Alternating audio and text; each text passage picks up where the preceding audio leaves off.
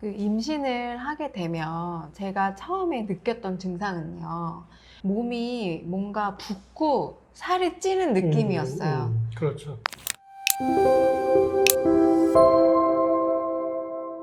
붓기가 안 빠져서 그대로 있는 듯한 느낌. 그래서 막 식단도 되돌아보기도 하고 호박즙, 막 판물 이런 걸 끓여가지고 먹어서 붓기를 막 빼고 싶은 충동이 막 있었어요. 근데 알고 보니 임신이었던 거죠.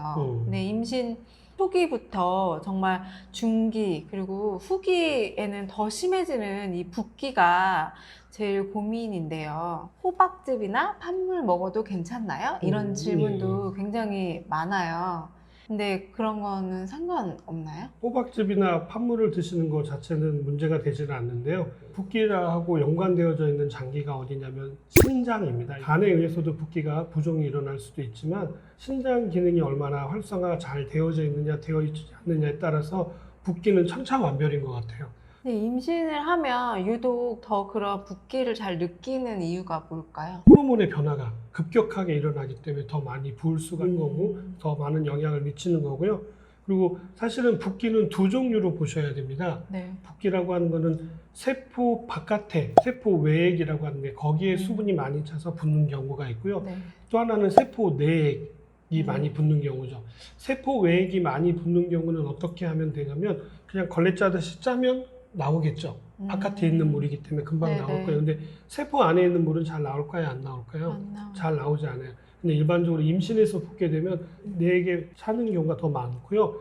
호박이나 판물을 드시게 되면 신장을 자극해서 이뇨작용을 돕는 역할을 하는 거거든요. 네. 그런 것들은 이제 세포 외액에 있는 물을 좀 빼내는 데는 도움이 될 수가 있지만 진정하게 세포 내액에 들어있는 물을 빼는 데는 한계가 있습니다. 액을 빼내기 위해서 땀을 내는 게 사실은 가장 중요합니다. 그래서 온유월에도 버선을 신기고 불을 네네. 떼고 했던 이유가 바로 붓기를 빼기 위한 방법 중에 하나이기 때문에 가능한 거거든요. 근데 그럴 때만 오히려 막 운동을 한다거나 또는 여러 가지 이뇨제라든지 각성제라든지 이런 것들을 먹게 되면 일시적인 붓기는 빠질 수 있을지 모르지만 엄마 몸은 그만큼 축날 수가 있습니다. 근데 호박즙이나 판물 괜찮다고 하셨는데 그게 임신 초기에도 괜찮나요? 이게 뭐 드시는 것 자체는 음식이기 때문에 문제가 되지 않는데요. 호박즙이나 판물 같은 경우는 신장을 자극해서 이뇨작용을 돕기 때문에 많이 드시는 것들은 주의가 필요합니다. 그럼 적당히는 상관없다는 거네. 예, 적당히 드시는 건 상관없습니다. 음식물이기 때문에 그렇습니다. 근데 지금 땀 얘기 하셨잖아요. 그러면 임신해서는 사우나 같은 데는 가면 안 좋다라고 그렇죠. 하는데 예.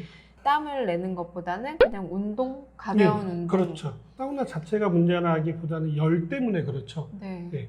과한 열은 아이에게도 또 문제를 일으킬 수 있기 때문에 주의가 필요하고 또 임신을 하게 되면 혈액량이 2배 이상 늘어난다고 말씀드렸잖아요. 네. 혈액량이 늘어난 상태에서 열을 가하게 되면 더 압력은 높아질 수 있거든요. 그런 것들이 주의가 필요하기 때문에 사우나로 땀을 내기보다는 자연스러운 땀을 내는 게 가장 중요하겠죠. 그리고 또 붓기 하면은 예. 마사지가 생각이 나잖아요. 예. 그래서 초기에 또 몸도 여기저기 막 쑤시고 아프고 또 붓고 하기 때문에 마사지를 이제 또 찾아보다 보면 혈자리를 잘못 누르면 유산이 될 수도 있다 이런 얘기가 그렇죠. 있어요. 예. 그래서 뭐 일반 마사지샵에서는 안 받아주고 그리고 해줘도 좀 위험할 수도 있으니까 뭐 산후 케어까지 해주는 산전 마사지 같은 거를 뭐 많이 권한다 이런 엄마들끼리의 그런 얘기가 많이 있거든요. 그래서 그런 거는 그런 전문에서만 받아야 하는지 그리고 임신 초기에는 정말 마사지가 위험한지에 대해서 좀 궁금해요. 임신 초기에는 오히려 크게 문제가 되지는 않고요. 오히려 중기나 후기 때 혈자리를 잘못 자극하게 되면 조산의 위험이 있을 수가 있기 때문에 주의가 필요하긴 합니다. 근데 그게 한두 번 이렇게 자극한다고 해서 조산이 되거나 그러지는 않고요. 네. 여러 번 반복적으로 자극을 했을 때가 문제가 되기 때문에 마사지를 계속 여러 번 받는다고 한다면 그런 전문 샵을 찾는 것도 방법이 될 수가 있고요. 뭐 어쩌다 한 번 받는 거라고 하신다면 굳이 꼭 그런데 전문 샵이 아니더라도 크게 문제되지는 않습니다. 발 마사지 같은 것도 상관없어요. 예, 그런 것들도 크게 문제되지는 않습니다. 그리고 또 마사지 할 때 예. 오일 마사지가 있고 일반 그냥 지압 마사지가 있잖아요. 어떤 게 더 나은가요? 일반적으로 오일 마사지 같은 것들이 근육을 이완시켜 주는 데는 굉장히 좀 도움이 많이 될 수가 있기 때문에 네. 예, 오일 마사지 정도 받는 것들은 아주 좋을 것 같습니다. 근데 또 한 가지 저는 약간 걱정이었던 게 오일 마사지를 받으러 갔는데 이 오일이 또 나쁜 성분이 있진 않을까? 뭐 그런 예. 것도 보고서 받아야 되나? 막 이런 고민도 되더라고요. 그런 것들은 좀 보고 받으시는 게 좋기는 하겠죠. 근데 오일 성분 같은 경우가 이제 피부 안으로 다 흡수가 되어지는 것은 아닙니다.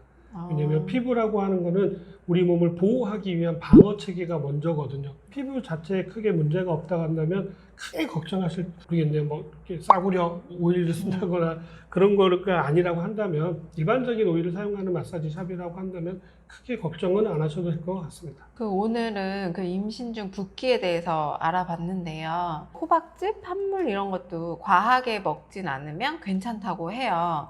하지만 엄마 입장에서 한편으로는 조금 걱정은 되잖아요. 그러니까 내가 좀 부었다 하면은 가벼운 운동 정도 해주시고, 저 같은 경우는 지금 중기가 좀 넘어가면서부터 저녁을 먹으면 그 다음날은 100% 붓더라고요.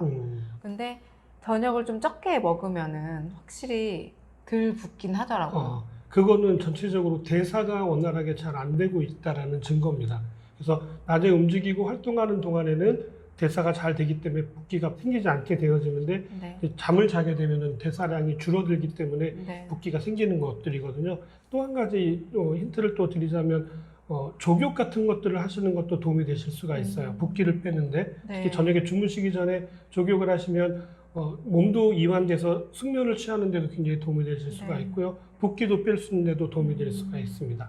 녹욕 같은 것도 되게 도움이 많이 될 것 같아요. 네. 저도 한번 해봐야겠어요. 임신 중 그 붓기에 대해서 많이 도움이 되셨나요? 좋은 내용 가지고 찾아뵙도록 하겠습니다.